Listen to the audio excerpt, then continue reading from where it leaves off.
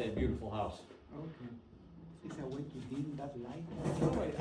Not everything, not everything, it's just a I'll little, try to get one. a little there, yeah. No, I'm not sure which one this is gonna turn on.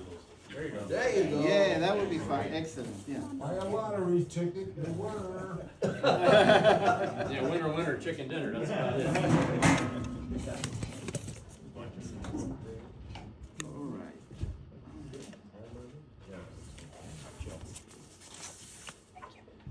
Well, good evening, everybody.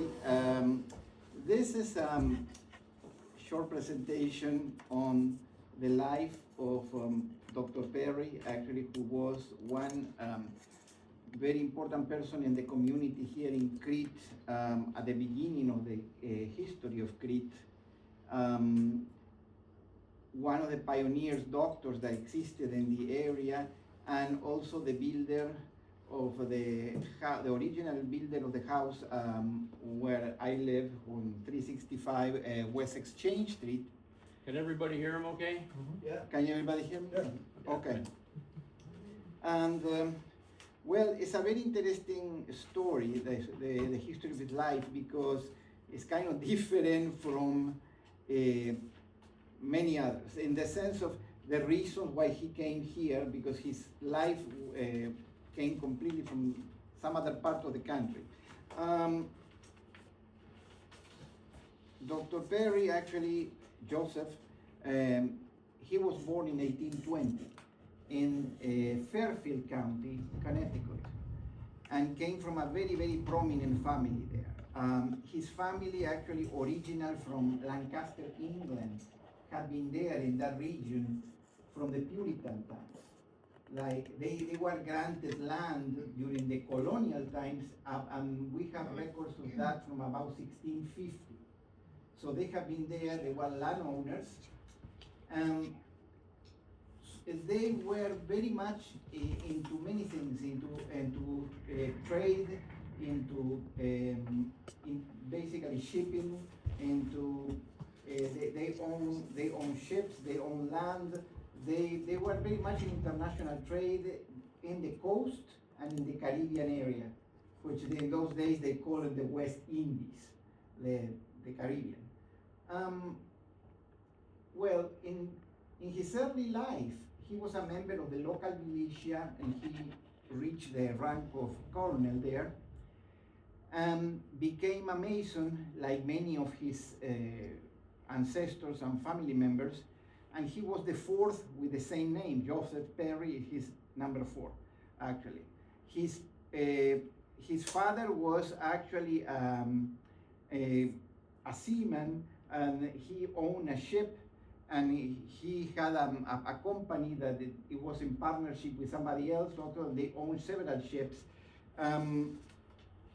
Well, they did this trade of tropical products and different things that they grew on the land here versus what they imported also from the Caribbean.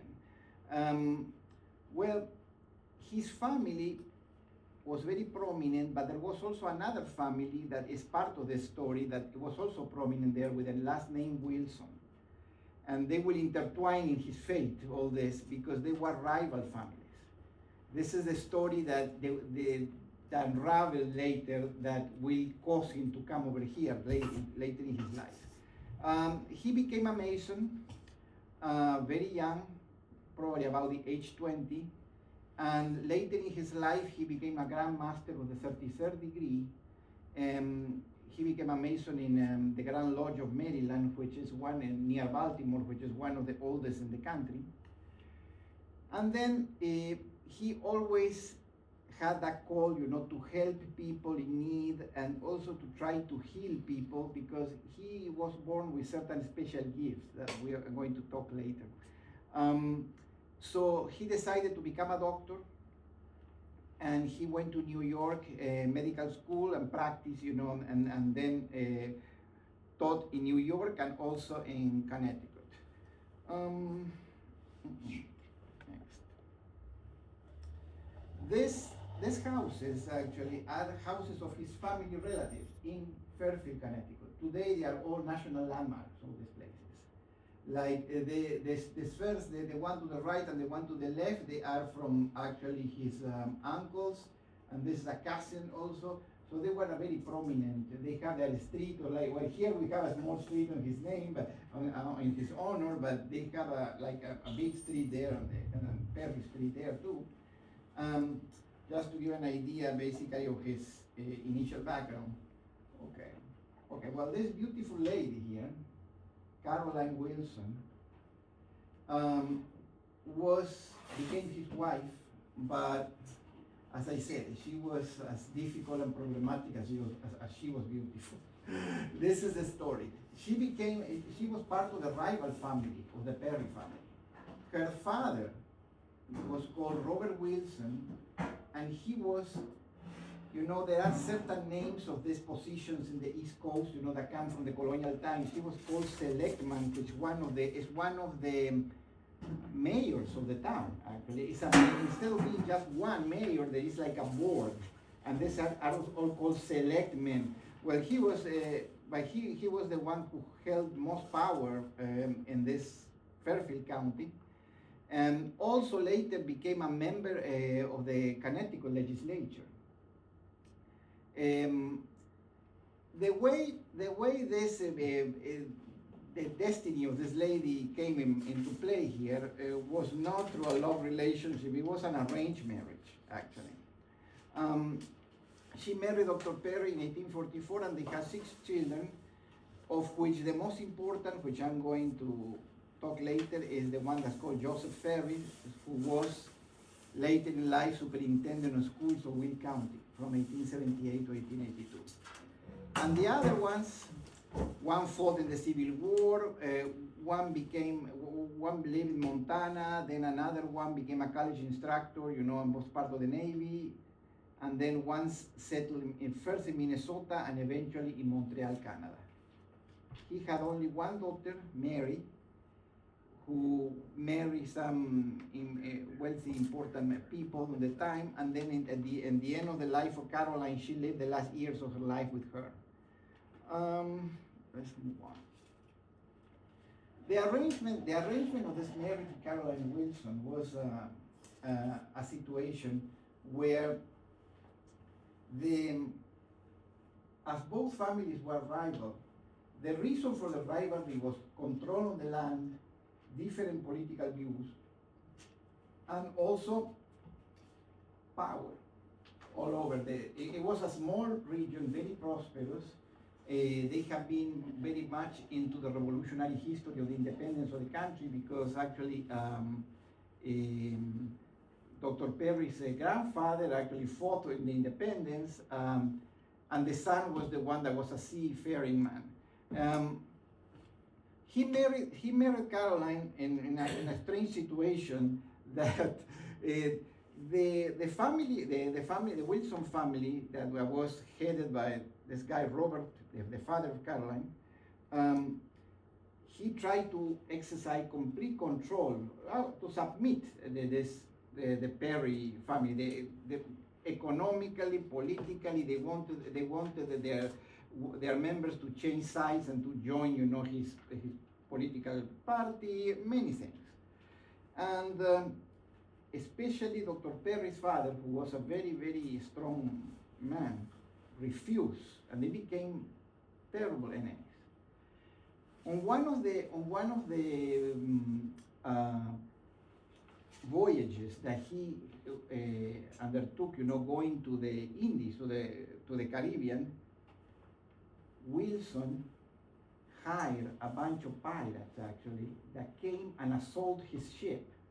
So this became like, if you think of it, or you can imagine, it's like those movie, pirate movie kind of. There's an assault, and they start fighting and all that.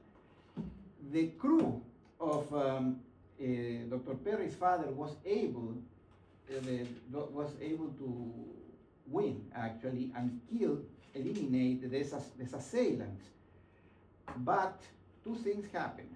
One of the assailants was still alive, and through that, they were able to know that they were hired by Wilson. So that's when they found, so that was not a regular assault.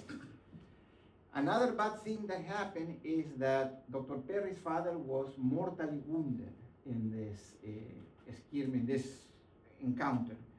He was still alive because he was stabbed actually, probably with a sword or a knife, and he was able to come back to land, and he told his family that the other group actually organized, Robert Wilson organized, this, and died. But nobody were, because also the guy who confessed died also, so there was no way to prove anything, but they knew. So this created even a bigger, distance and hatred between these two families. Then time went by. Dr. Perry was young. He was 9 when his father died, but then he was raised by his mother and all his other extended family. And it happened that in 1844, that was an important year for him because he was 24 years old. He was already on the way to becoming a doctor. And this beautiful girl, Caroline, which was a very spoiled lady, imagine one of those Victorian ladies, that has everything, servants, money, clothing, everything she wants, and whatever she wants, her father got it for her. So she got infatuated, with Joseph Perry, with Dr. Perry. Dr. Perry really didn't pay much attention to her because he was a man that had probably higher, pursuits, as a person that was interested in the well-being of others. He was a person that was interested in medicine. He had different interests, actually. She was beautiful, but she was very persistent. And one situation happened where this arrangement had to be made. Caroline's brother had a wife who was expecting a baby, and the delivery of the baby was extremely difficult. In those days, as you can imagine, without the hygiene, practices that we have today, and also the lack of the technology that we have today, about more than 20% or 25% of women died in the delivery of babies, not because of the childbirth itself, because of the lack of hygiene after the delivery, which they created sepsis, they created infections, and they didn't know that, medical instruments were not sterilized, people don't wash their hands properly, they didn't know that there was a whole world of microorganisms that can kill us, that we don't see, but they can get rid of us. And actually, they didn't know. So she developed an infection. She also, I think, had a deep depression.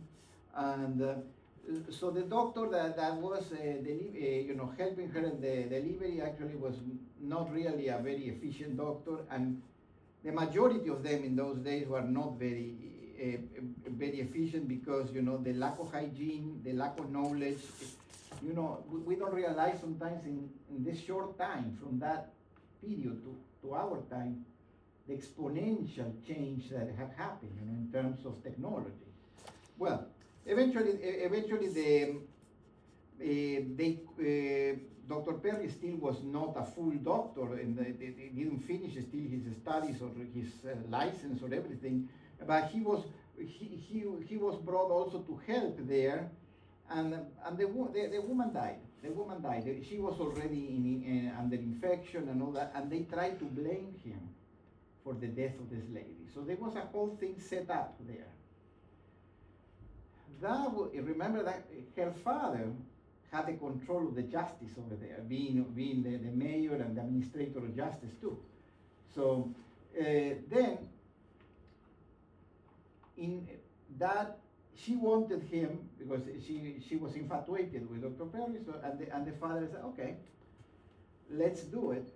I'm not going to press any charges. I'm not going to cause you any problems or anything, but you will have to marry my daughter. So it was a forced arranged marriage. Imagine what it is. It's very difficult because remember that divorce existed legally, but it was not an alternative, especially for people in high society. divorce. I don't know if anybody is familiar with this, mini series that have been going on recently, The Gilded Age, which it shows in HBO. Well, it shows the rules that existed on this time in society forbid a lot of things, and people that broke those rules or became, I would say, immoral in the eyes of everybody else, they were ostracized. It ruined your career, ruined everything. So he married Caroline, and I was dealt with it. And then he knew also that that marriage would be, it's not going to be a very happy one, but also he knew that he would have to put up with it for the rest of his life too. Anyway, that was a difficult. No, that's a difficult situation to deal with. Actually, very difficult. Okay. Then once she became part of his life, actually, her father and her other clan, the father's clan, also became more involved because he was living there in Fairfield. He was a landowner there. He had a property in New York. He became already a doctor, and he was already got his license in both the states. So they started to control more. Aside from that, Dr. Perry used to have other brothers and sisters, but when they were children, because of an epidemic of different things, I think it was a scarlet fever, many of them died. So he was the heir of the majority of the fortune of that branch of the family. So in other words, he was very much limited in many things, being the father-in-law, really controlling everything. So he, after a few years, he decided to get away from them completely and come to a place as far as possible within the country where they would not have as much hold of him as they had there in the East Coast. So where you think where he came? He came to Crete in 1854. Crete in those days, imagine it was a developing community. It was a faraway town, even from Chicago. The distance is not like we commute nowadays in 40 minutes or on an hour. It took you practically half a day or more to reach Chicago non-stop if you wanted to get there. No expressway, nor nothing. It was a very very isolated community far away from the city. So he came to Crete, and he bought from one of the founders of this town, also one of the major people of the town, whose name was George Goodenough. He bought 45 acres of land, and eventually later on he even got 20 more. So it ended up being like 65 acres of land, where he got tenants. In other words, he got workers, people who he hired, who assigned parcels of land where they could raise animals and also, crops, even to do crops, to plant crops or to raise animals, and then they were sold in different markets through the year. Originally, the house, the Perry house now, it existed. It was in construction. It was very modest at the beginning, and one tenant used to live there before him in this house. He got another property, which is, if I'm not mistaken, on Main Street intersection with another. It doesn't exist anymore, that property. That was his first. His first dwelling was there. After 1860s, I would say after the Civil War, he built a better house, which, let me see, look very much, look very much like your ancestor's house. That's why I put this picture, because it had very much, the Perry house had very much a look like that. And also what I like about this picture is that the layout, even of the central corridor, the driveway there, is very similar to what it was in Dr. Perry's time, because I would say the house was located on this side, The land was huge, and there were even like a small forest, and they built, there even was a stream that ran through the property, and even ran through what today is our garden, but it looks like that stream dried out, or it was, became underground some way. And but in those days it was a beautiful, it was beautiful. It had a beautiful garden there where they have even a wooden bridges. They have a gazebo, and then where today is the school behind us, there used to be a greenhouse that he built there to have all his medicinal plants, because Dr. Perry was not only very knowledgeable in the, I would say, in the traditional medicine of the time, but he was also very much knowledgeable in the homeopathic kind of medicine. And he was he had a very open mind, which is really fantastic. In those days, there were many prejudices and restrictions. He took care of everybody, no matter the race, no matter the socioeconomic status, no matter where they came from. People in need, he helped them. Because even though he became the most well-known doctor in the area and all that, his main source of living was not being a doctor. It was already that he was a landowner and he had money already. So in other words, the core of being a doctor was to being a doctor to help others. In other words, not just for the money. Remember, on these days, remember, no insurances, no Medicaid, no Medicare, nothing. So in other words, having medicine in those days was practically for the people who have needs, actually, because you had to pay private for everything. So he helped people even that he knew that he couldn't pay him. That was really very good. Let me go back to something else.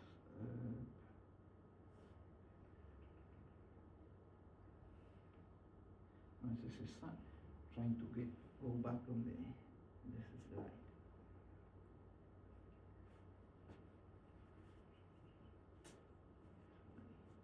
How can I make it?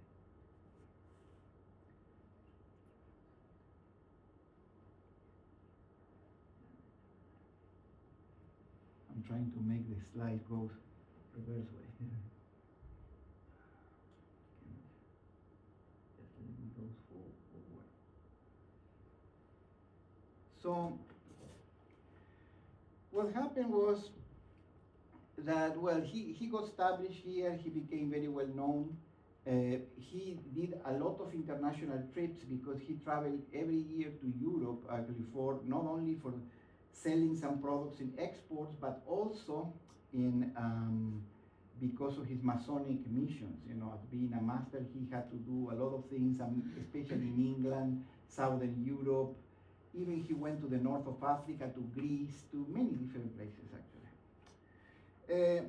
From the children that he had with his wife, his oldest son, who is there in the picture now, he was probably, I would say, the most important person in his life. His name was Joseph Ferris Perry. He was born there in Connecticut in 1846. And he was really his most beloved son, because this family, with the relationship that he had with Caroline actually, in reality, didn't work to help his interests. She worked to help the interests of her family. So she even passed information to them about what he was doing, the businesses that he was doing, everything. So in other words, but this son, the oldest one, became very much attached to his father in the sense of having the same common interest, the same call to help others. They were like two, they were like a mirror image, one of the other as person. So that's why they were very congenial, they love each other so much. He traveled extensively with him. Caroline was left behind. She never traveled with Dr. Perry. She was left here, actually. And it created like a rift also this family, because she turned the other children against him. It was a lot of internal problems within this family because of the situation. Since childhood, he was a prodigy, and then he came at age 8 or so to Crete. He studied in the schools a little bit here, but then when he had to go to high school and higher education, they sent him back to Connecticut. And there, he entered Yale University and graduated first as a bachelor's and then as a master's degree in 1874, which was a major achievement. Imagine the resume in those days, when many people could even read and write, and to get to that point in those years. Well, he became a teacher. He came back later, became a teacher, and because of his teaching methods and his excellent credentials, they selected him to become the superintendent first of one of the schools. The school district was not called Crete Moni or anything. It was called Joliet East. That was the name of the school district that covered all this area. Remember that everything was more scattered, all over. So he became the superintendent of Joliet East, and then was elected regional superintendent of Will County in 1878. And he was there until 1882. So this man is so important too, because this man was the one who gave this house the appearance that it has today. For him, his father was everything. Father, mother, everything. The mother actually was non-existent for him, and he was. They had a horrible relationship with Caroline, the son. And eventually, when Dr. Perry grew old, he started to have problems of kidney failure, which in those days was fatal because there was no dialysis or any kind of advancements on the medical science that we have today. So he went to live with his son in Joliet. After he completed his term as a Will County superintendent, he entered into the private sector and became they call it secretary, but the word secretary doesn't say anything. He was the CFO of a major company called Joliet Manufacturing Company.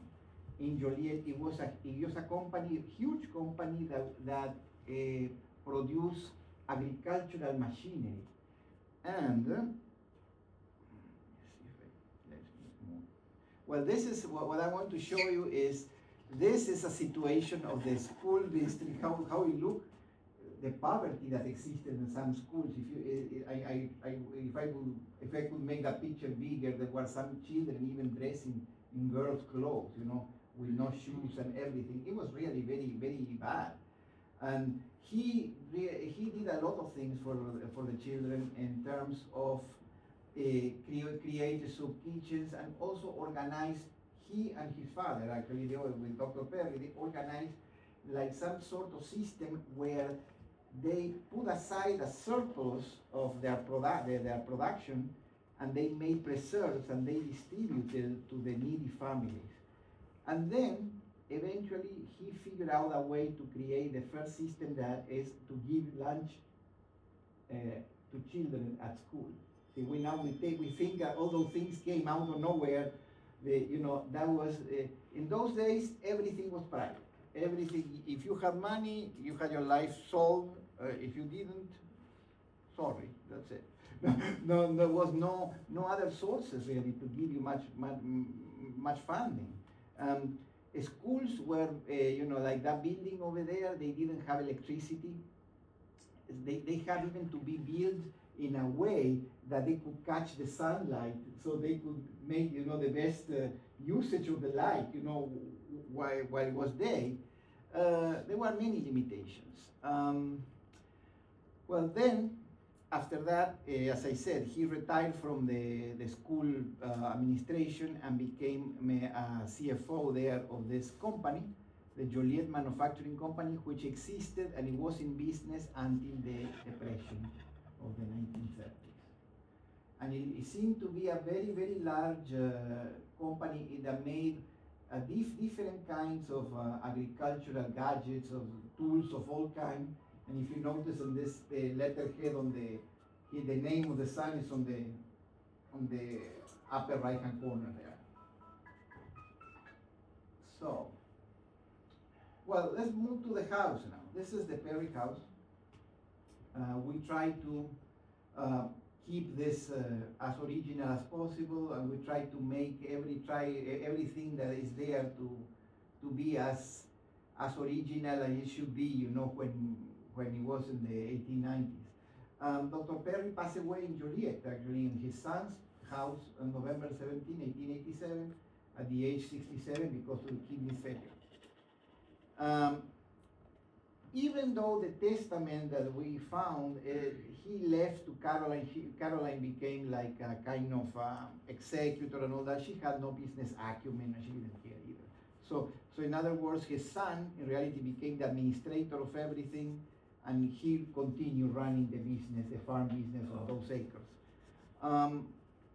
And because of this bad blood, bad relationship between mother and son, she ended up moving with her daughter, actually, to Englewood, which in those days, now it's not a good place, but in those days it used to be a very wealthy suburb of Chicago.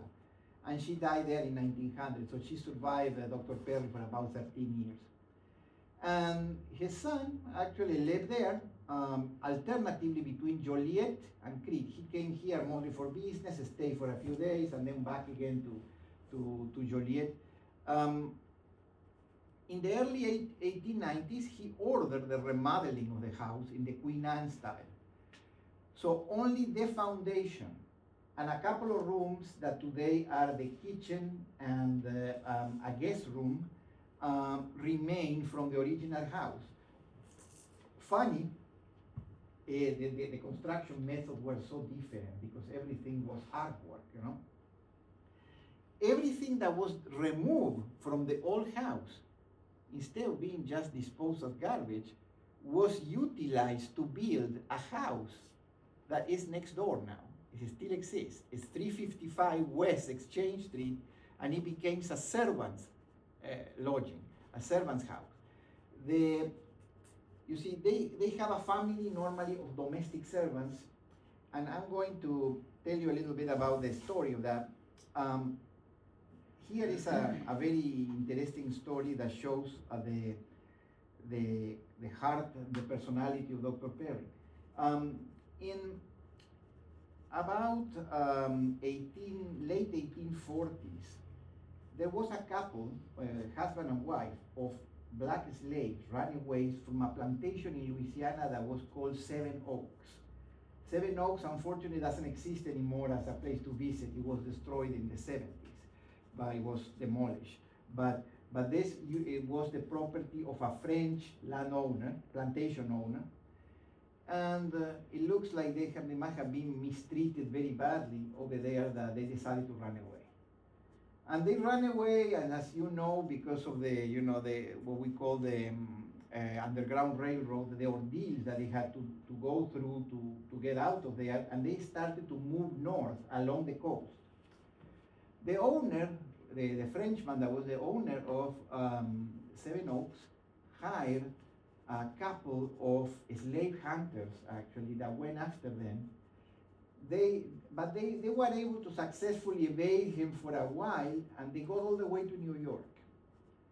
But in New York, they already figured out where they were, and they were ordering the sheriff there to try to catch them.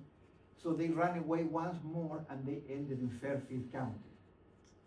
And there they were caught, unfortunately. They were unfortunate, but fortunately later on. But they were caught there. You remember that even in those days, before the Civil War, even though there was one country, if you were in a non-slave state, like it was New York or Connecticut, but they found runaway slaves there and they were caught, the authorities had to cooperate with these slave hunters and all that in order to send them back. So in other words, even though there was no slavery there, the law said, well, if you captured somebody's property somewhere else, you had to help, you had to help in sending them back. So the sheriff in Fairfield, Connecticut, he was actually supervising, but they were already shackling these people. They put them in some sort of cart. It was terrible. Dr. Perry was looking at the situation there. And he started to talk to the sheriff and all that. He found out what was going on. And he said, well, send a telegram to the owner.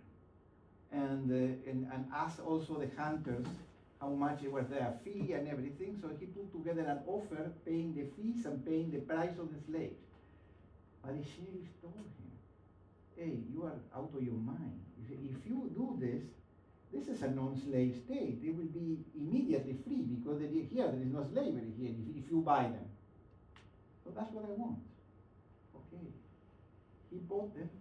Obviously the owner didn't, he thought, okay, I got my money back, and I saved the aggravation of, these people will be used because they will be tortured probably or even killed, in order to give some sort of, example to the other slaves. So, okay, he accepted the offer, and they were released there in Fairfield, Connecticut, and those two, that couple, became his house servants for life.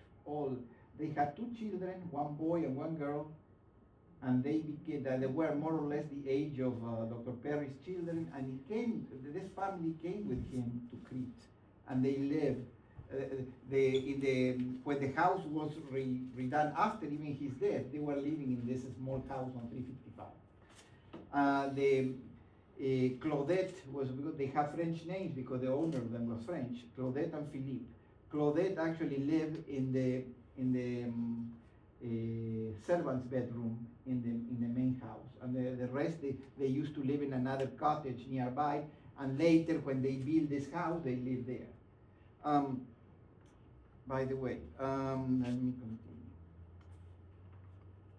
This is a picture of the house about 1940 that was provided to me by a former owner whose name was, she lives here in Crete too. Her name is Judy Jones, the daughter of somebody called Ralph Jones, who was one of the owners of that house. I delivered papers to them. You did your papers?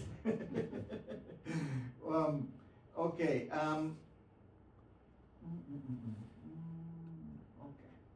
Everything. Okay. Well, when we got the house back, I would say, into the same, relations or family, in 2018, we tried to do a research of how many people own this and all that. We were blessed by the fact that it was never vacant. Ooh. So that is fantastic, because a house that becomes vacant gets terribly damaged. The pipes, it gets all rusted, or the services don't work anymore. If you have a place that is vacant for a few years, it's terrible the damage that it causes. But this place was never vacant. We knew actually the people who lived there before us. Actually, my cousin, he knew from his job, actually, the lady that was the owner before us, whose name was Karen Mitchell, who lived there for almost 38 years. And even at some point, we talk about the situation where when they were to an age in which they would not be able to take care of this house anymore, they would go to live with her daughter. She would live with her daughter, and then they would try to make an arrangement to buy this place, and that's how it came back to us, this house. It was really fantastic because it was very well preserved, and you will see now. This is the exterior. Actually, you see the Queen Anne features here, the wraparound porch, the turret, with the finial there at the end, all these different features. Actually, they were evaluated about 3 years ago when the house was nominated and it became a National Historic Landmark, because they had 25 criteria for the Queen Anne, the that could be present, and 20 were present out of the 25 for the Queen Anne style. So obviously, even though those features were common among different Queen Anne houses, each house is completely unique. Nothing, the concept in this type of residences, the concept of cookie cutter didn't exist. It's all what the customer wants. You had an architectural firm that came to you and you told the firm, the architect, whatever you wanted. I want this, I want a parlor this way, I want a turret here, I want all that. And they made in a fantastic picture. Sometimes they even made like a small, demo of how it would look. And if you approve it, they custom made it for you. The material sometimes had to be imported from the East Coast and many times from Europe also in order to meet some of the things. For example, things that are irreplaceable, and I will tell you, is that curved veranda there on the wraparound porch. How to find this curved wood like that, the wooden railing. It's very difficult because it was made with a technique in which they took a bar of wood and they submerge in water a certain temperature, and when the wood was actually humid enough, they had a system that they could bend it to become like the way it was. So that's irreplaceable. What we did is when we had cracks and all that, we restored it the best way we could. Even we called somebody to fix it, actually, in order. And sometimes, and today, it's so difficult to find people that could fix it because all this is artwork and disappear completely. There are no more artisans that you could find those in those days very easily and even inexpensively. No, nowadays you have the people I could find that send me stuff. Actually, they are all from the East Coast. Actually, they send us things and you have to buy them and you have to get somebody here to install it. It really is the maintenance is something that is a challenge. Another thing that you can see there, you see this garage. Well, the garage was a carriage house. Of course, that bottom part didn't exist before. It used to have two big doors opening, and this carriage house stretched out for what today are like two different lots of property.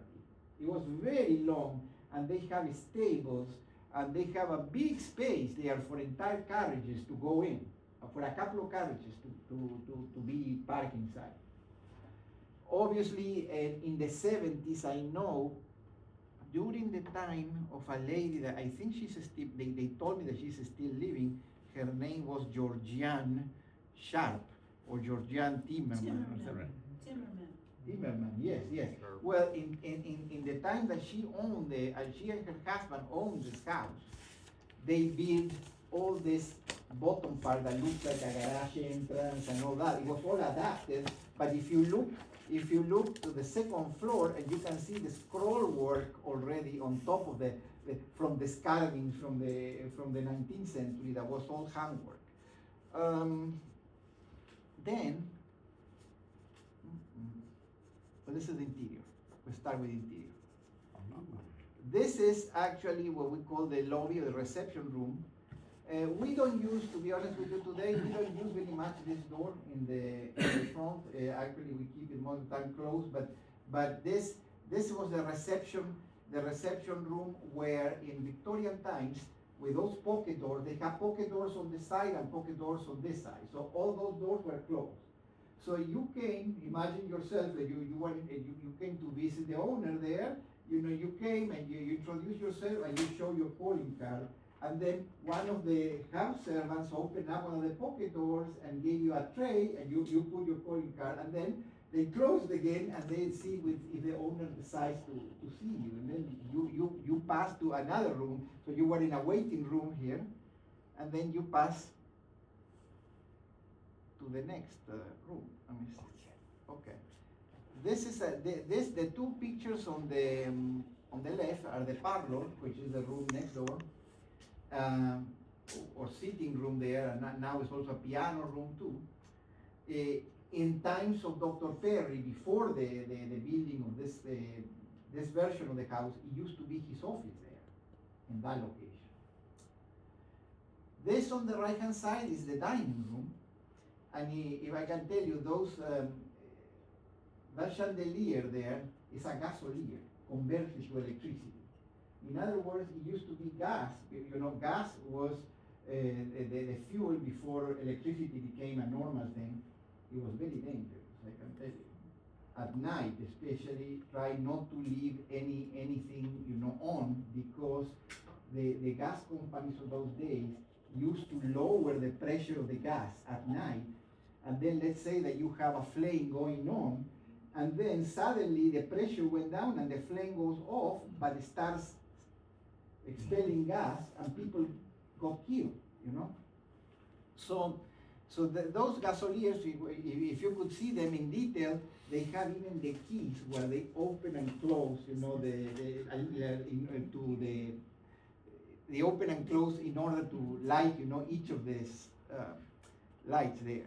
It was very, very interesting. It were converted to electricity. Then, let's see.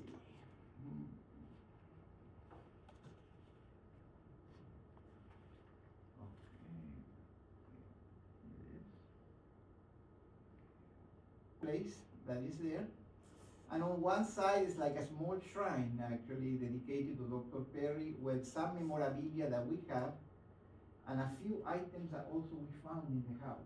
Those items were in a place that nobody found them in more than 100 years. Actually, when we were installing the carpet on going upstairs, that's more, you will see later, not a full carpet on the stairs, but it's just a carpet in the center of each step that goes up. Well, one of the steps, the wooden steps, was kind of loose. You see, we need to put it in place. And when we remove it, it came out several items. It came out his pipe, which actually that pipe that you see there is a work of art. It's made of silver. It's made of meerschaum, actually, and it was in a case. It came like a mortar and pestle, actually. That was something that he used. We found his Masonic apron also, and we found a Bible that I will show you later in another picture, which belonged to him. Here are more details, some of the items. This is the mortar and pestle. Here is the pipe. Here is the apron. That book there is a book that has the biography of his life, which is one of the few books that ever have anything to do with his family, with this family, his life and his son's life. This here is the guest bedroom that is original, the bedroom from the old house. This is the kitchen. This kitchen was not a kitchen. In Dr. Perry's time, before the house was revamped, in Dr. Perry's time there was no kitchen there. Everything was cooked outside by the servants and brought to be served in the house. For two reasons. First of all, because all the smell and all that stuff, they wanted to be elsewhere. And second, because of the fear of fire. You see, that's enough. So they made elaborate meals, very nice thing, and they brought them into the house.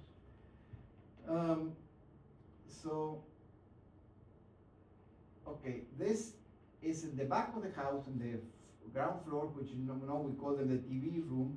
It was like a sitting place there.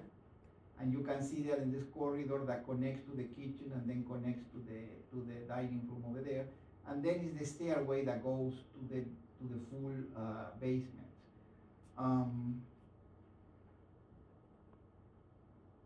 Then on the other side, there's a stairway going up, and on these steps is where we found those items. Actually, you can see that they have a lot of room. If you see the wooden structure that was customized in there, they have a lot of room that they could hide stuff in there if they want to. you know, and this. They have actually light fixtures at every recess. And some of them statues and some of them actually light fixtures. This one is one of the original ones from the 1890s, the first one that looks like a bunch of flowers. And then we recreated the other ones the best way we could. Actually, we got light fixtures from the East Coast, actually, from what's this fancy nice place that existed, Newport, Rhode Island, where we could get, you know, those items to be there the way they were before. You can see that the type of curtains are the way they were in those years. So this, we try to make it the best way that like it looked when it was brand new in the 1890s. That was the residence of the son of Dr. Perry. Then, let's see. Before you go, the painting on the wall, oops, too late. Oh. The painting on the wall by the stairs, was that anybody? The paintings on the wall, actually, they are items from my own family. Okay. Which actually, in other words, is from my mother's family, and they came from Russia. Oh, wow. And they were actually the pictures of the Tsar of Russia, his parents, and on one side that we cannot see it, on the other side of the stairs is a picture of my great grandfather, actually, who was a minister to the last Tsar. Yeah, okay, thank you. So then, let's go.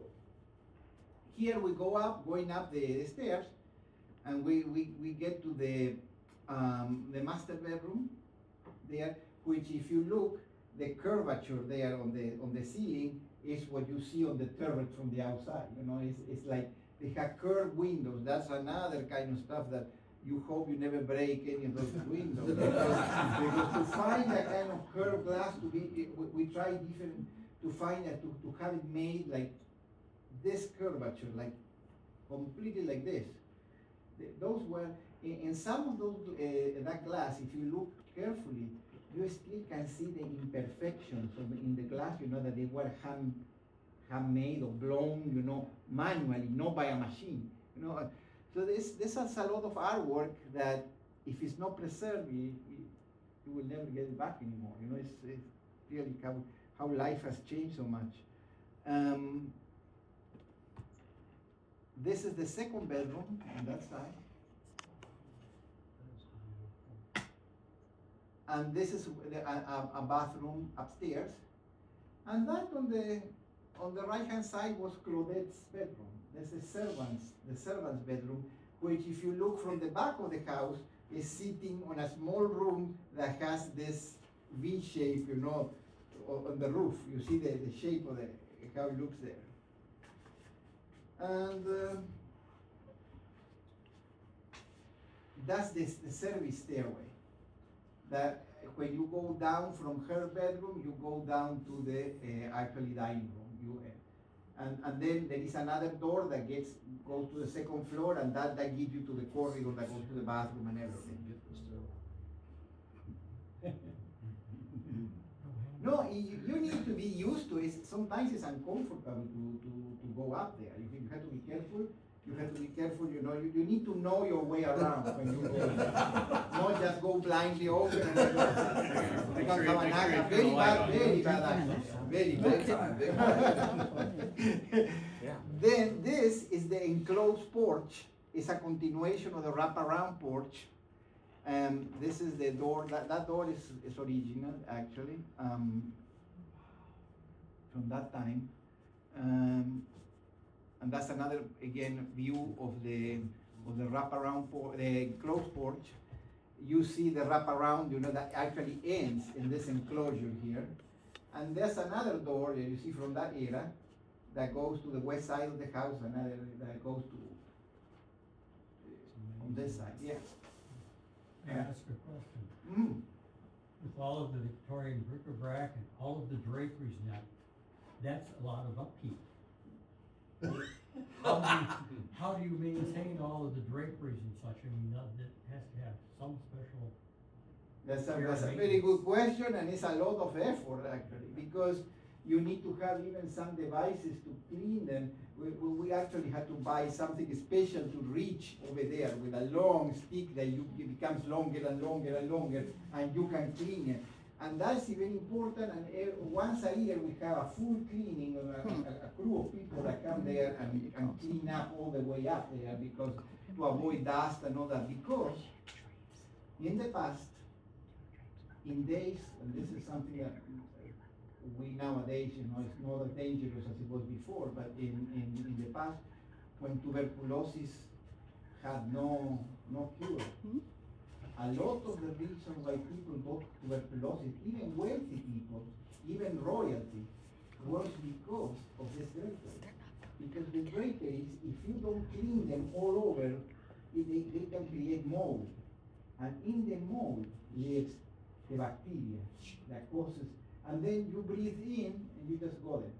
And in those days, there was no, the only antibiotics is a whole battery of antibiotics that they had to give you to kill it. They set in your lungs and they start making caves there, and that is when people you see movies that spit blood and all sorts of stuff like that, which fortunately we don't see anymore nowadays, that kind of stuff. But it was because it was very advanced. Nowadays, if anybody is diagnosed with that, they give you a battery of antibiotics and you kill it. But in those days, they didn't exist. So many people died. It was a very common cause of death. And in reality, what they didn't know is it was the mold that accumulated in places like that, like the drapery, for example. So that takes a lot of work, actually. Now, for me and my cousin, and sometimes we had to get people also extra to help us, to maintain this.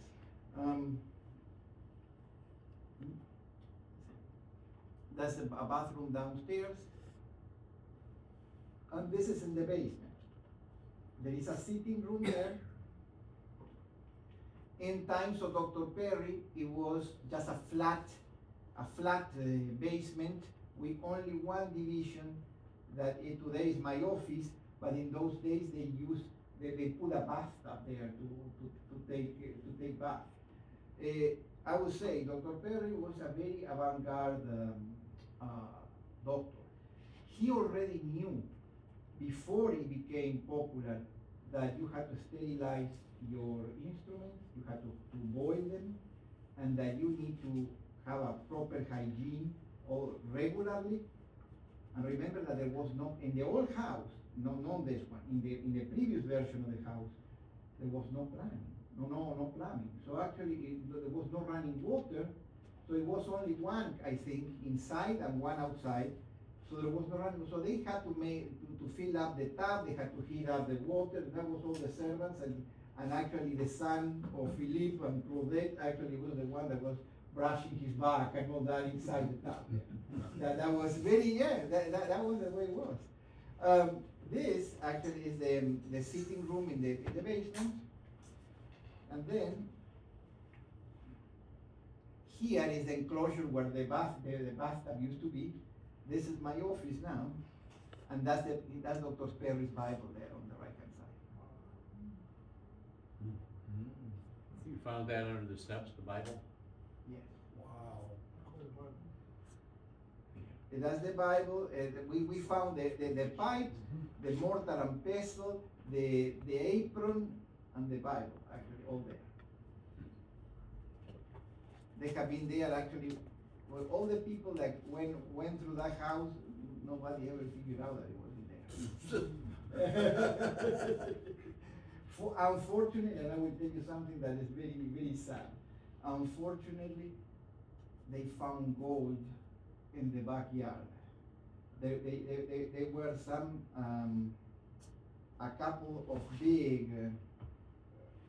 they were made of clay, those vases actually, that they were buried next to the privy, next to what today is our tool shed. It used to be a privy. Those days it used to be the bathroom that you had to go there in emergency. You go there.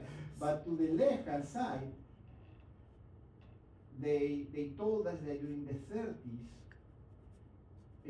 people who were doing some garden work, or they were just cleaning weeds or something, they found the top of one of these jars there, and they dug in and they found a lot of gold coins in there, a lot of money in the 30s, and we still have the fragments of those jars, broken actually. It were 2 or 3.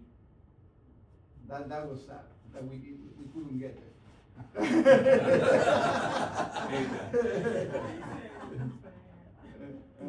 there any history to those globes? There's that globe on the left side. Globe. Yeah. Oh. No, those globes actually are, in other words, they are for spirits, actually for wine and for liquor, actually, because you put liquor and the globe opens up. Yeah, I've seen And those. you can put there. So it's not really very old, but it really matches the place very well. So that's why we have a bar on the other side of the basement.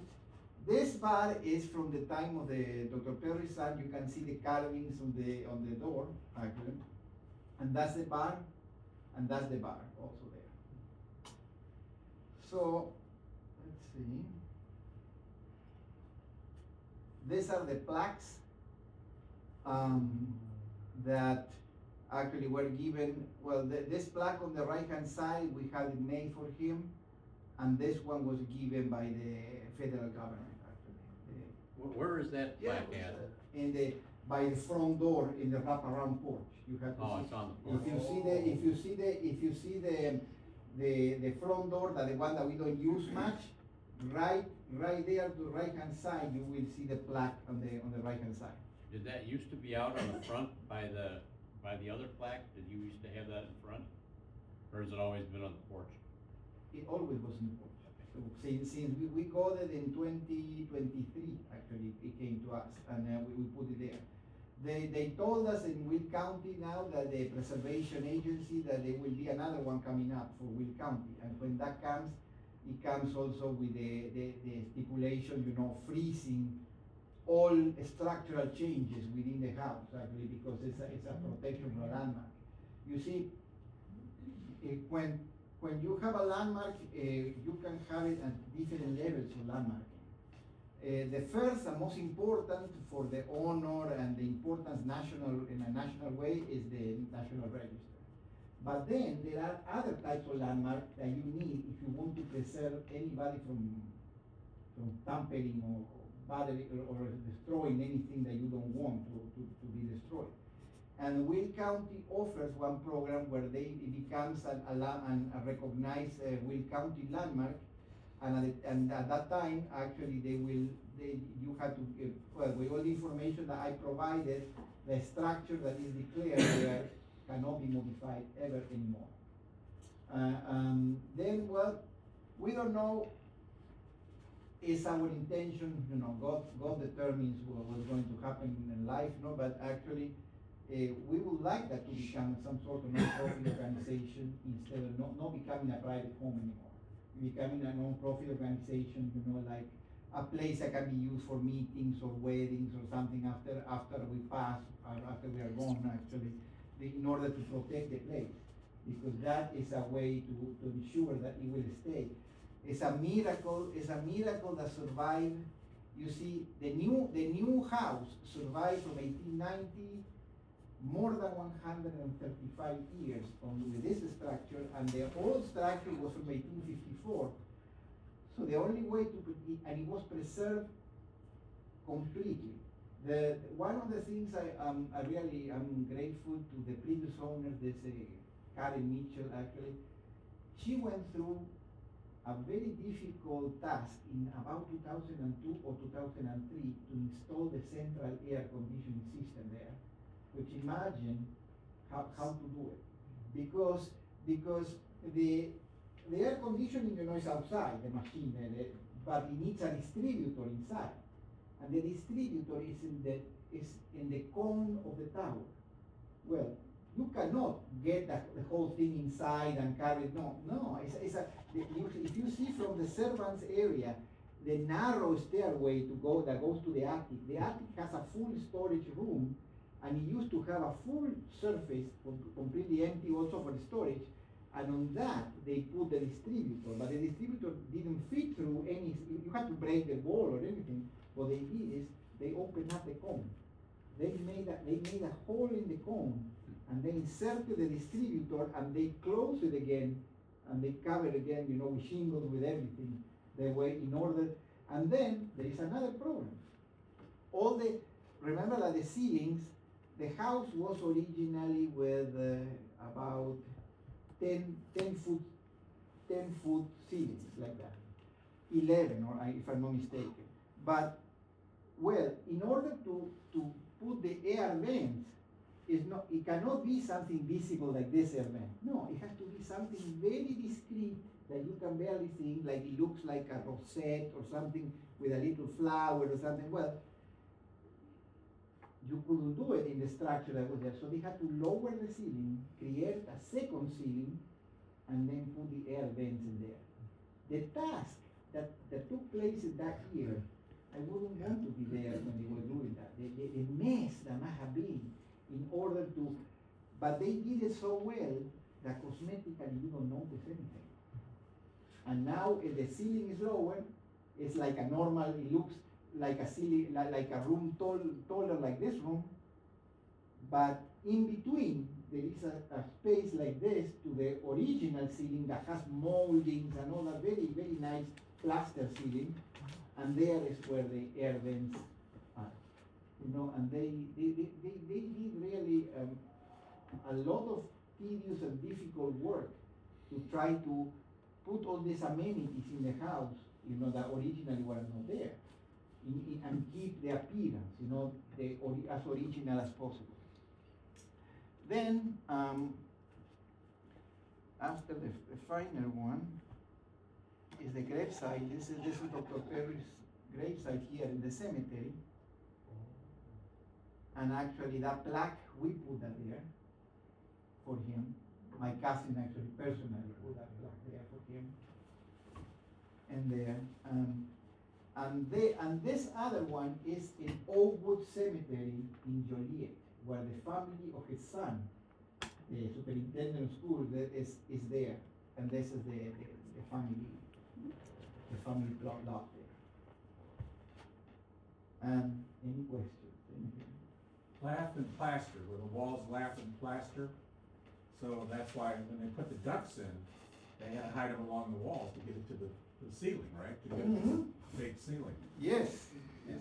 It's you see, it's very, very difficult to adapt a structure like it was not meant to be like that way.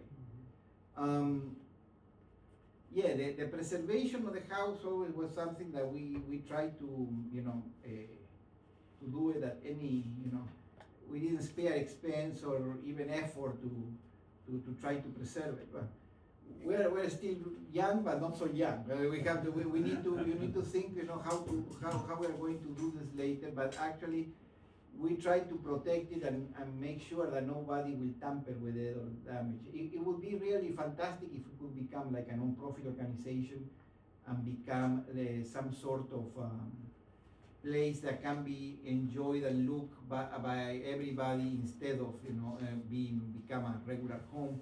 Because it needs a very special people to live in a place like this. Because you need to take care of a lot of things, and you have to know that there are many restrictions on a landmark. And those restrictions are enforced very well. If when you get to this point now, they told me the Will County one, when it becomes all frozen, nobody can put new walls or anything like detracts anything from the original structure. So there are a lot of things to think about, in a place like this. But so far we were able to preserve it the best we could. And that's more or less the whole thing. I got two questions. Mm-hmm. So is his wife buried in Crete Cemetery or no? Yeah, Caroline is just behind there. It's another, it's barely visible actually over there, but you can see another like a tombstone there. Okay. So So they they are didn't end 10 up buried together at least, huh?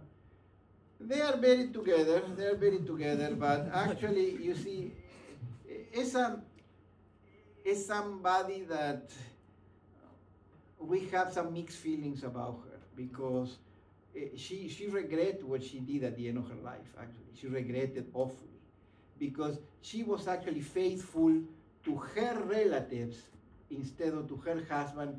So in other words, imagine he was actually harming herself too. If you ruin your husband's business and all that, she was actually ruining herself.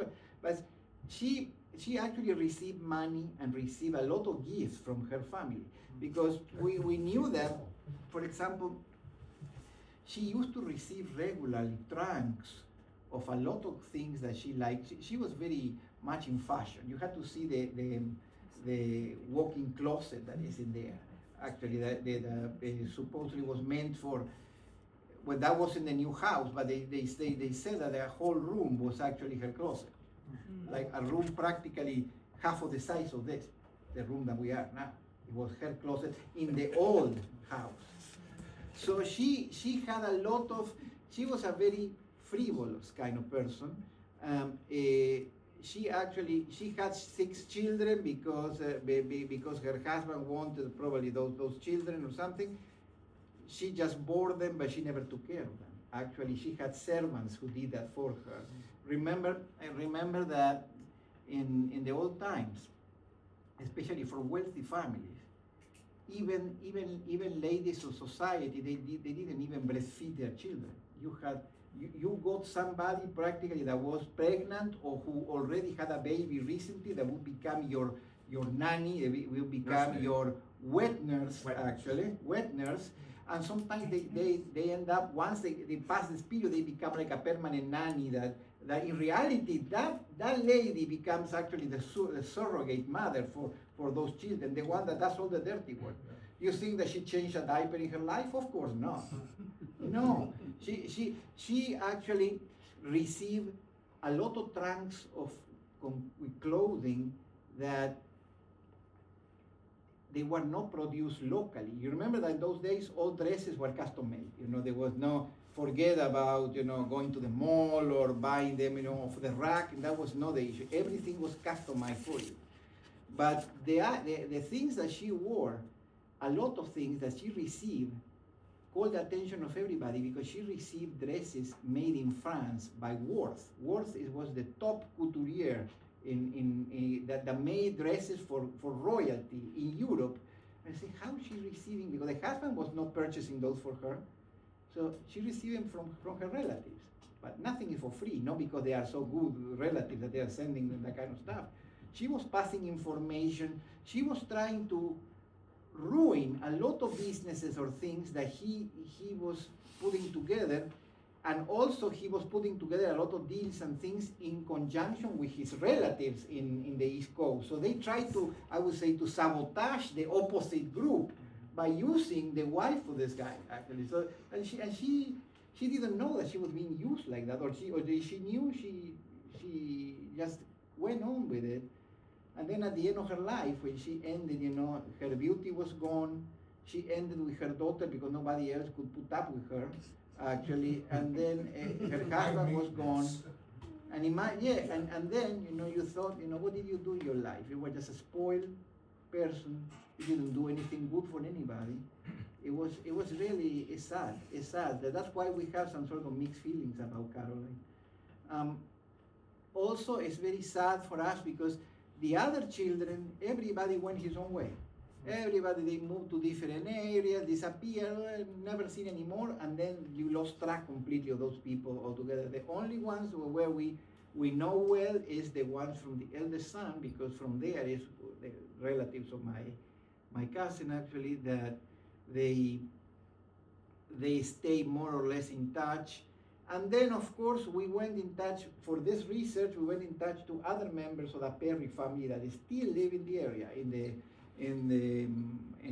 Connecticut, in the Fairfield area. But it's sad how times erase everything, Yeah.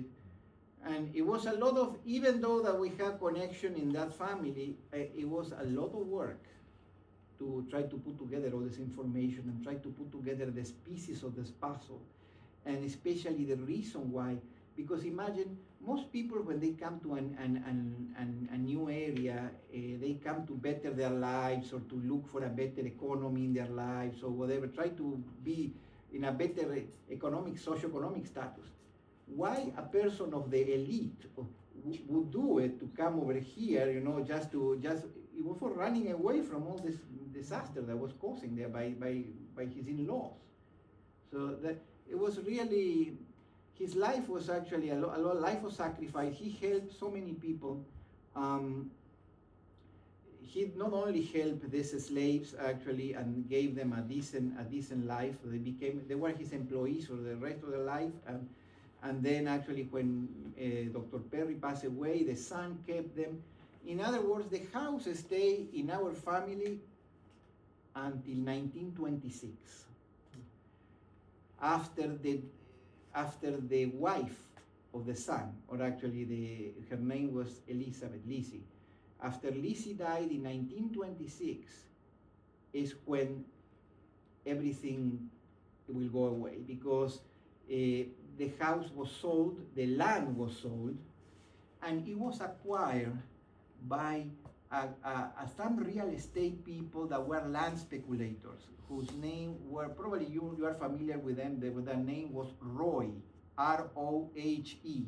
And I think it was two brothers and a sister at one point. Those people bought not only that land, but they also bought a lot of property in Crete.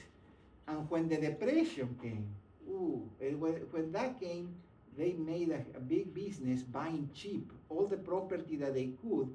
They waited until depression was over, and they subdivided the land, and they made a very good profit with that. It was difficult to find the trace of the different temporary owners that existed between the 30s and the 40s, because so many, it changes hands so quickly. So when we see the more stable people live there, it was the family of Judy Jones, Ralph Jones, that lived there for about 20 years. Then after that, it came the family of a politician with the last name Orr, which we have a street and everything, Joe Orr, so that one. And then Georgianne Sharp and her husband, and then by this family, Mitchell, where we bought the place from them, that they lived there almost 40 years. So it was a long time went by. Here we are. I'll tell you how we first got in touch with Daniel. Every once in a while, on a Saturday over at the museum, there's this, what are you driving, a BMW or a No, Alfa it's Romeo? it's a Fiat Spider. It's an Italian convertible. Yeah, it's cars parked in the parking lot at the museum, and I see this guy get out of the car and he goes over to the cemetery to take care of the gravesite. And so we got to talking. We've talked many times. And so last time I buttonholed him and said, you got to give a presentation on your house. So that's why we're here tonight. Yeah, I was thinking also writing something, or perhaps now that with this technology that we have nowadays, with this AI technology, I was looking at several documentaries, historical documentaries that were made completely with AI, and they look so real that I was even thinking of creating one for him, actually. That was going to be one of my questions. Are you going to write a book about this? I will given the first, well, you get a little bit of every chapter of your book right now tonight. So. Yes, I know. I would love to do it, because I think he deserves that recognition after so many years. He and his son, they both deserve that recognition after so many years, and it's a way, to break that oblivion that was for more than a century. Sometimes it's so sad that that's what's going to become of us. We are going to be forgotten. We never, like as if we never been here. It's really sad to think about it, especially for somebody. Like putting your finger in water. When you take your finger out, that's just water. It's true, and it's sad, especially for some people who did so much in their time to help others and to build up the community, and then everything just vanished. Nobody remembers them anymore. I know that something that was not very helpful was because he was a very high-ranking Mason. He was very private person, Dr. Perry and his son too. And also because of the problems that they had with the family of those in-laws, that they tried to keep their businesses, as discreet as possible to avoid, the sabotage from them. Actually, they tried to kill Dr. Perry. They tried to kill the son also, even in ambushes. Remember in those days. Imagine when you travel somewhere, no roads, just some mud roads, no expressway, no nothing. Forget about the regular police. Here in those days, what police? It was just I think it was a council of landowners that they met and they decide what to do with some people, that misbehave or some. Even I remember we were told that even people who stole horses or stole, anything, some of them they were hanged from trees and left to rot there. And you were passing and seeing that there in this area. So it's sad. When you see, it was a time with a lot of freedom, much more freedom than today, but also a lot of danger too. A lot of danger. That's where our F-Men group started from, but that was Chicago Heights, Thornton, Crete Association, which became the F-Men in the 30s. So, they had their own policing abilities, I guess, if you want to call it that, so. It's a lot of keys. If you think of it, we were not in the wild far west, but we were in the fringes. In the fringes, next west to us already was the wilderness completely. It was actually you had to have your own. He had his own bodyguards. Actually, Dr. Perry was very friendly towards all sorts of people, even the Native Americans. There used to be a group of Native Americans living nearby here before they were removed from this area, around the area of Sock Trail or some location. He used to visit that settlement very often, and he got a lot of knowledge about natural medicine, the way these people cure certain diseases that the limited medicine of that time, in the Western world, didn't know. So it really is very interesting. The more you study that, the more things come up, and really to think, all the things that he did. Really, that's why I think the best tribute could be to revive his memory in some way. I'm thinking now that I'm becoming curious of this AI technology to see if I can put together a documentary or something of some kind, because it can be built. They look so real that it's incredible, the kind of stuff they do with that now. You're the final proofreader. Because it's about 80% accurate from what I have heard, AI. Yeah, it's really very good. Okay, well, I hope you like it. We got some questions back there. Oh, yes, of course. Do you want a question? I got a presentation after you. I got a question. I want to present Danny with. Oh. Is a lot of this stuff in there, like antiques from all the way back? Yes, everything back then. Of course, we have all the state-of-the-art technology with the computer, with everything, with the central system, but the antiques, some of those, most of those antiques are from my side of the family.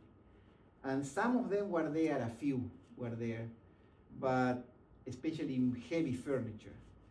Like the podium that Dr. Perry used, that is in the basement, it used to be there already. It was there from the beginning of the house, and nobody took it. Some of the lights fixtures were there already original. The gasolier in the dining room was original.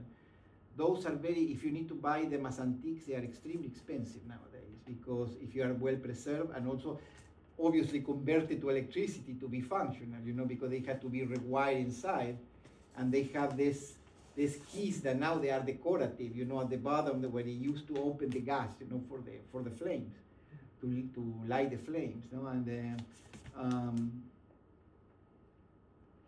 so yes, it's a lot of real antiques there. How are you related? Where's your family connection? My cousin is the one that is closer to Dr. Perry, because what happened is that after the son actually retired, they retired from from business and everything, he bought some property in Europe. He bought some property in Andalusia, Spain. And he and his wife used to travel all the time there and to France also. And from there, one of the sons they had, the son of Dr. Perry had four sons. They had five, but one died in infancy. So four reached adulthood, and one of them actually settled in Spain. So they just go there because of the, well, not only they spoke several languages. Dr. Perry spoke, and his son, they all French, Spanish, English, and German. They were fluent in those languages. And so they probably became, in business and relationships over there, and over there, one branch of that family ended there. So from that family actually came my cousin.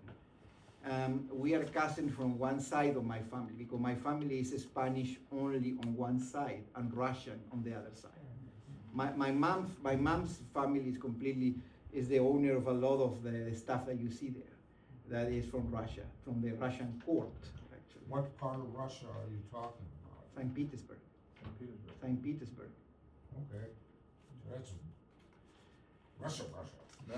That was the Russian court, right? The Russian That was court. before The Russian Moscow. court. And actually, our family left Russia in No, 1917 it's not anymore. and later, because of the revolution and because of the disaster that happened there. Not only the overthrow of the monarchy, but the end of the capitalist system altogether. That was when the communism came. They expropriated everything. Nobody became owner of anything anymore. They invaded squatters, invaded everything. They started stealing everything. It was a horrible, civil war that was there. Probably the worst I My ever parents seen. came from Russia too, and one came in 20, and the other side of, my father's, they're all from the same town, village. My dad came in 23, and my mother's parents came in 20, and they all escaped because of Bolsheviks, and they took all their land. My grandfather on one side was a farmer, and they took his property. It was not an easy time back then. No, it wasn't. And actually, it And was. again, people don't open their eyes. You had to start your life from scratch, and you had to and you had to imagine that you lost your identity forever. Because imagine, especially if you belong to the upper classes, not only the nobility but also wealthy professionals. They were also ballerinas and singers and all sorts of artists of different kinds in Russia, fantastic, internationally well known. And suddenly they had to live there permanently. You cannot come back anymore. You lost everything you had over there. And then all your future, your whatever plans you had, they became nothing. You had to start from zero everywhere else. Sometimes some people run away with us. People that are part of history that we know in my own mother's family, they had to run away. Her godparents, actually, my mom's godparents, they were the wealthiest people in Russia. 44 estates they had. They ran away with two pictures of Rembrandt, Rode, and two suitcases full of jewelry. That's all that they could take from all the 44 estates. Imagine what it is. And then they had to, they settled in Paris. They had to live in I think a 2-bedroom apartment, them and their daughter. Imagine, and they lived to long lives, to reach the 80s and all that. And imagine what is to rebuild your mind, and if you can make it, you think, okay, well, I had to grin and bear it. There's no other way of thinking. By the way, my mother was still alive when Soviet. My mother died in 2007. When Soviet Union collapsed, a few years later they opened a series of laws in which you can reclaim property. However, we found out the hard truth about that, because you can reclaim, but there is a residence requirement. They don't want you to reclaim, get it back, and sell it and disappear. No, you have to live half of the year in Russia in order to become the titular. You can reclaim it, and some states actually they were completely run down, destroyed practically after being occupied by who knows whom. Everything is stolen. There was in my family there were 7 states, and only one was fully rebuilt by a non-profit organization in the 90s. Again, they put it back and now they use it. They invited me, actually, if I wanted to go there, but if I want to become a co-owner or an owner, I had to live 6 months of the year over there. But now they use a place for weddings, for celebration, for stuff like that, and they advertise online now. The whole place already rebuilt, one of the states. Of course, there were palaces, fantastic. This place, it was about 70 rooms, actually. 70 rooms with ballrooms, with everything. So you can make a good hotel there, or a good museum, or a good, any kind of event venue there in a place like that, which is what it is now. But in order for one to be again an owner or a participant of that, you have to live basically resettled there. They don't want people just passing by, claiming, selling, and disappear. They don't do that. So that's the way it is now. You can still claim. It's a long bureaucratic process, but at the end, that's the final thing, the final requirement. Daniel, I'm going to redirect, because I do want to say this. I only was a school teacher 3 years, American history and social studies. But I want to say this. This is a great story. 3 points. It shows again that there were people in Crete, Illinois, not only working on the Underground Railroad, but people that were willing to spend money to free people from their bondage. And so it's a great story about upholding human dignity. That's number 1. Number 2 is that we didn't understand disease until after 1900, until we began to realize what germs were and so forth. On the Hughes side of the family, we lost little Annie at 10. We also had a baby that died at childbirth. So out of 7 children, 5 survived, and my great-grandfather. My grandfather, Demuth, visited a cousin in Chicago, and they slept in the same room. He slept by the window. His cousin slept next to him. The gas went out, like you say. The cousin died, but my grandfather survived because the window was cracked. And he ended up with bald. He says his baldness was from the gas. He was completely bald. There you go. That's what he looked like. No, there were no safety. There were no safety regulations at all. So in other things, a lot of the things that today we have, they were discovered by trial and error, or by costing the life of so many people. Well, okay, this one died, it means that we need to do something else so the next person doesn't. But that's terrible to think about it. Child mortality was terrible. I remember looking into these tombstones here in the Crete Cemetery, not far from Dr. Perry, actually. And I remember one of the guys, I remember that last name because it impressed me what I saw on the tombstone. The last name of the guy was Cashin. He was one of the builders of the original church that is now that was purchased by the Historical Society. You see his tombstone there. All his children died in infancy. Everybody. You see, and it's at least like 6, 7, 8 people. I don't want to be on the shoes of that guy. Everybody died. So what happened? It must have been an epidemic, obviously, in order to happen that way. But also the lack of proper hygiene. People didn't know any better. And this is funny because it always puzzled me, the fact that how they could build so much beauty, they could have so much elegance, so the buildings, the art, everything, and it be so primitive in their own hygienic, personal care, and things as plumbing. If we think of plumbing nowadays, it's not something that is rocket science, to be honest with you. Why they didn't care more about those things? Things that I know that sometimes really it can't be believed. Sometimes I don't think of it. The basement of our house that has only one divider, that where the bathtub used to be, the whole thing was a flat surface all the way that normally the Claudette, the servant, used to wash clothes and do some ironing clothes and all the laundry was a tremendous work. They had to be hand wash everything. Everything had to be actually go through a machine that actually remove the water from the fabric. It had to be ironed with coal, with these coal irons that you had to be very careful. You can burn everything in a minute. A minute of that you don't pay attention, it burns your pants or burns your clothes. And people, they said that some people they threw hay on the bare ground there, and some people used to urinate in corners. So what are you thinking about?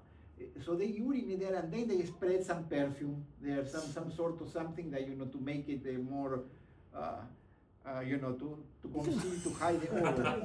But in reality, that was very common all over in those days.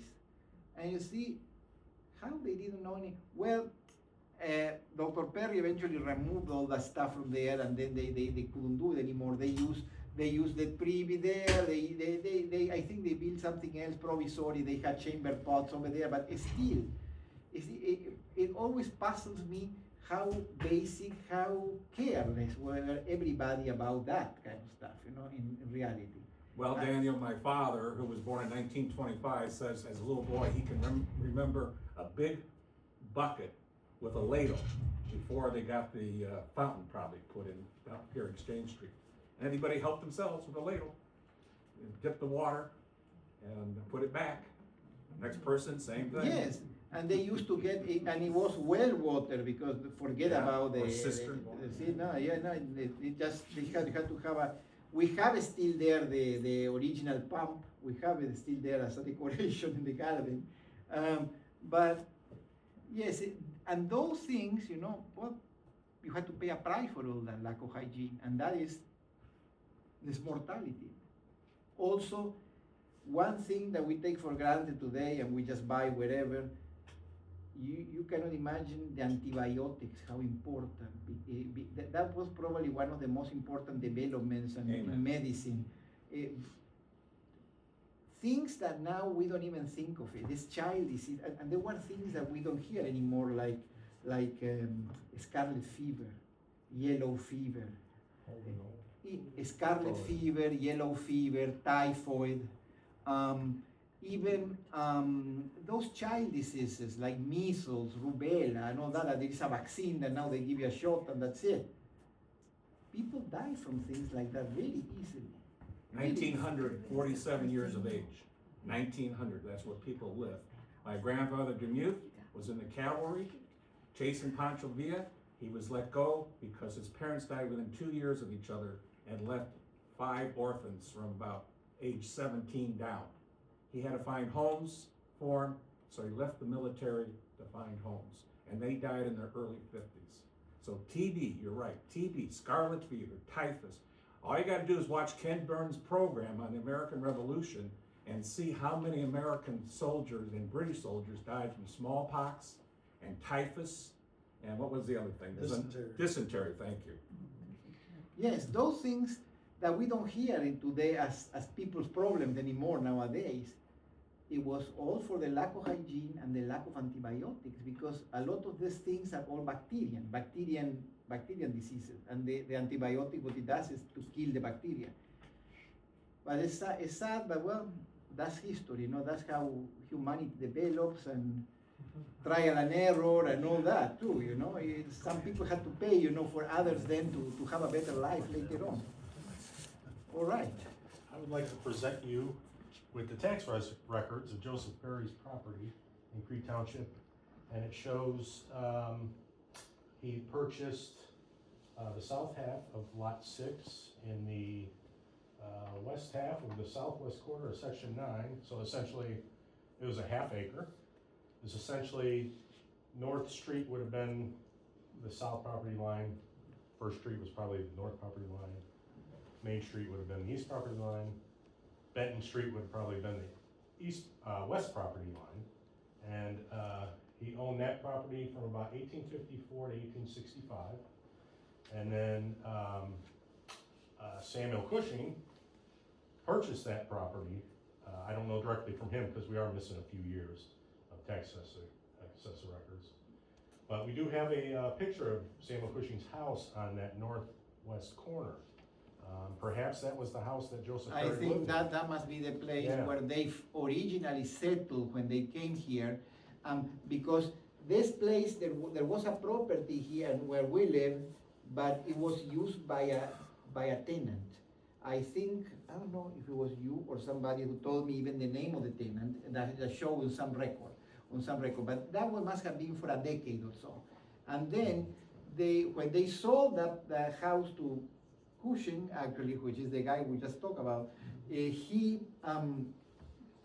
moved to this property, and that property looked like very much like actually like that house and the yellow house, you know, at the end of Crete, like that. Mm-hmm. And he died. Well, Dr. Perry didn't die in Crete. He died in Joliet with his son, and but the son was the one who made this into what it is now, you know.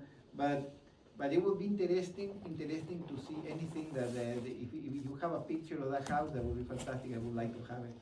And then the first record for this property was 1869, but there's a big gap. Our records go from 66 to 69. There's a gap missing for those 3 years. So he probably purchased that property in 65 when that sold, you know. And then the last one we have is 1883. And it shows him still owning that 65 acres. It's 45 acres around that direct area. And then another 25. 20 to the east, I think. It's like northeast. Northeast, exactly. Northeast, yes. And that would have been pretty much Treeble's Woods nowadays. You know, they drive down Douglas and get the woods on the right side. Maybe you were talking about a stream going through his property. Maybe it was Goose Creek back in there. I think so, and it was very nice, and it had beautiful wooden bridges going across this, and it was very well maintained. When he had he had the house servants, but he had also from the tenants, you know, there were like 100 people living in his land, more or less into here or there, and he welcomed all sorts of immigrants. He had workers that were Native Americans, Germans that just came to the country. He had a maid also that was a German lady called Dora, and she shows on the census record that they made in the 1870s. Yeah, he welcomed everybody, people from all colors, nationalities, and all that. It seemed very interesting, no? But I would love to have any picture there, because Sure, I'll get that. we don't have, you see, by him being so private, I would love him to have participated in that book, and I love that book too. By the way, you know, I always try to get it online or some way to find that pictorial book with all those houses, and I couldn't find anyone anywhere. I see them in libraries. I saw them in the Historical Will County Society in Lockport.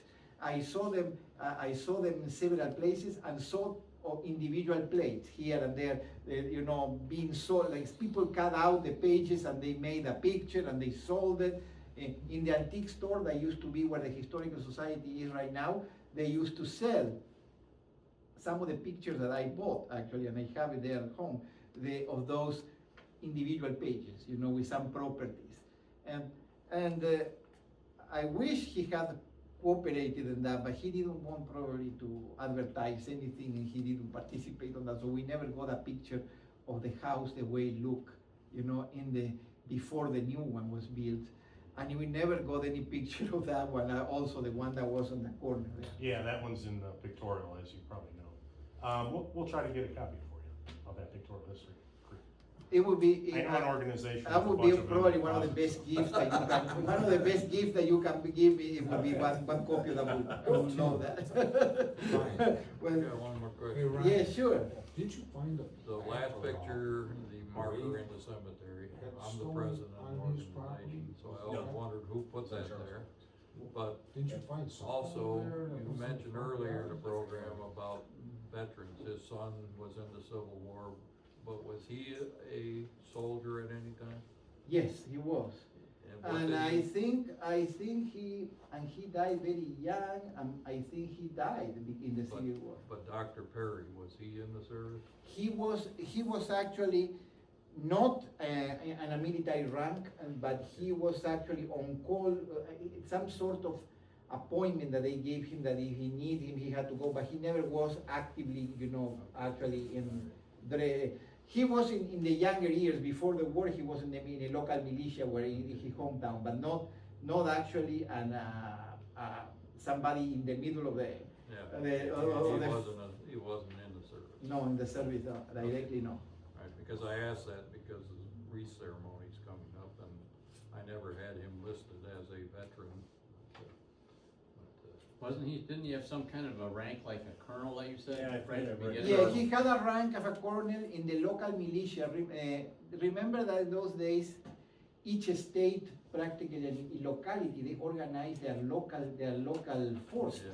And that is because there was no centralized kind of organization. It was all private. And even they were soldiers, and they were called privateers, I think. People that completely, okay, well, I decided to fight for the independence or whatever, and I joined this, I joined that. Or they created even a regiment with all locals from a particular area. In Fairfield, Connecticut, there was a whole regiment of local militia, and he was there from very young, from I think age 17 or 18, and he stayed there, and he reached the rank of colonel in that.